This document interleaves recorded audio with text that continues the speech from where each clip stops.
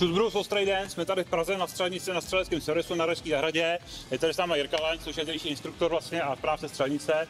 A bude nám testovat nůž, který jsme vlastně teďka připravili. Je to novinka, ten nůž se jmenuje Hammerfall. Jirka ho ještě nikdy neviděl, takže premiéra pro něj, tak já ti ho teď dávám, rozbal ho schválně. Co na ten nůž řekneš, udělej takzvaný punking, unboxing. Moderní materiály, super. Výměná česká, černění hezky. Jo, ale krásně sedí bez rukavic, což je důležitý dneska, protože ne vždycky ty rukavice jsou nandaný na těch rukách. Zášita, která v podstatě chrání ty prsty proti skluzu, bytelnej.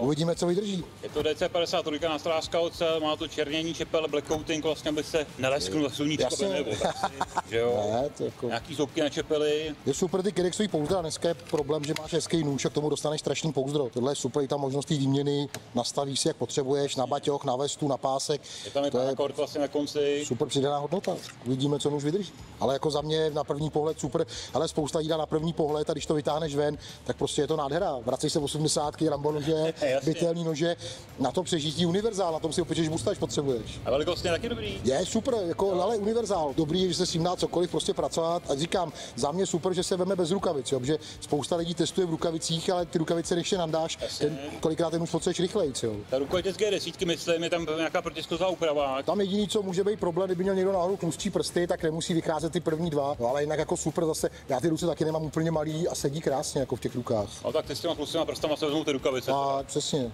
No, když máte tlustý prsty, berte si rukavice, prosím. Ale jako za mě, ale na první pohled já jsem překvapený, fakt jsem ho neviděl a za mě dobrý. Jako... Dobrý název, ne Hammerfall. Já naprosto.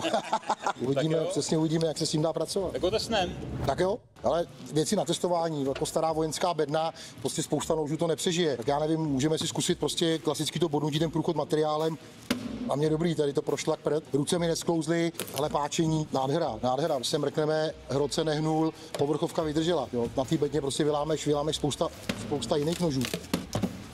Tak v podstatě problém, který může nastat u nás na té střelnici, nemůžeme se dostat k nábojům, protože jsou přepáskovaný, tak prostě zkusíme, jak by nám z toho šlo hezky. No, ale na rovinu, jako, já jsem absolutně nadšenej, protože nám nemůže dojít střelivo, prostě k těm nábojům se dostaneme. A zase, když se mrkneme, jo, tohle je rez, to není oškrábaná povrchovka, to ostří bude pořád stejný. Za mě super. Jo, zase. Super.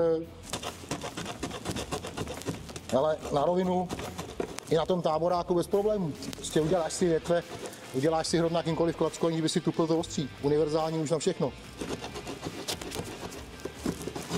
No, ale jak to krájí. To je, když to budeš teplý máslo. Další věc je, to jsme na začátku opomenout, je tady v podstatě takový decentní hrot, ale za mě úplně v pohodě se s ním dá rozbít okno a nebude to trhat hadry. Jo, spousta těch hrotů, které jsou ostrý, tak o ně brnknete v oblečením, trhne to bundu, trhává to kapsy, i ty krátký nože, trhají to kapsy.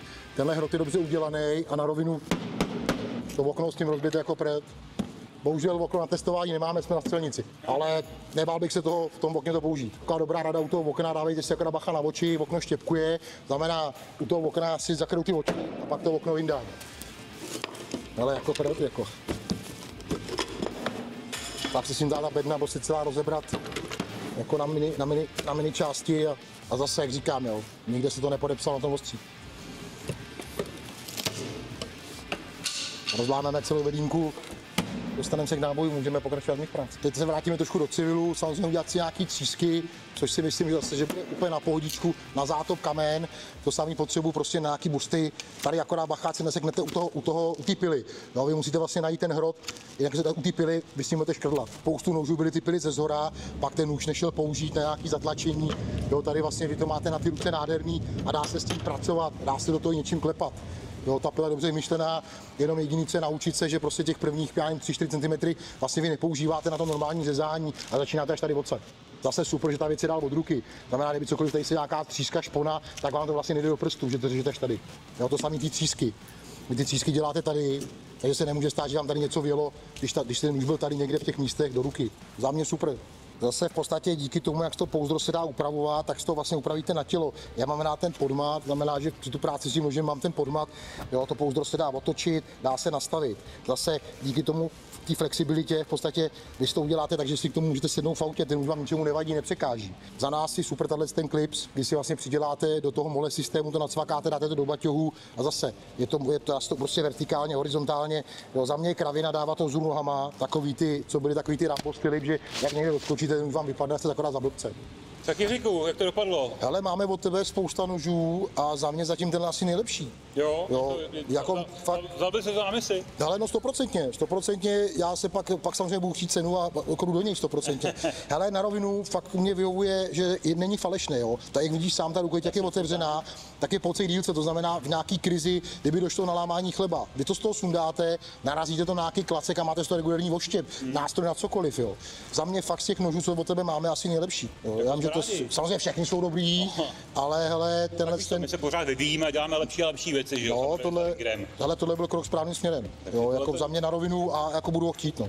No tak to je jasný, to se pak domluvíme. Jako, není to na nějaký nošení do města samozřejmě, ale hele, jako vyrazit si ven do přírody doporučuji. Samozřejmě do města, jak říkám. A když jsi u toho města, jak je to u nás vlastně s nošení nože, takhle ve městě?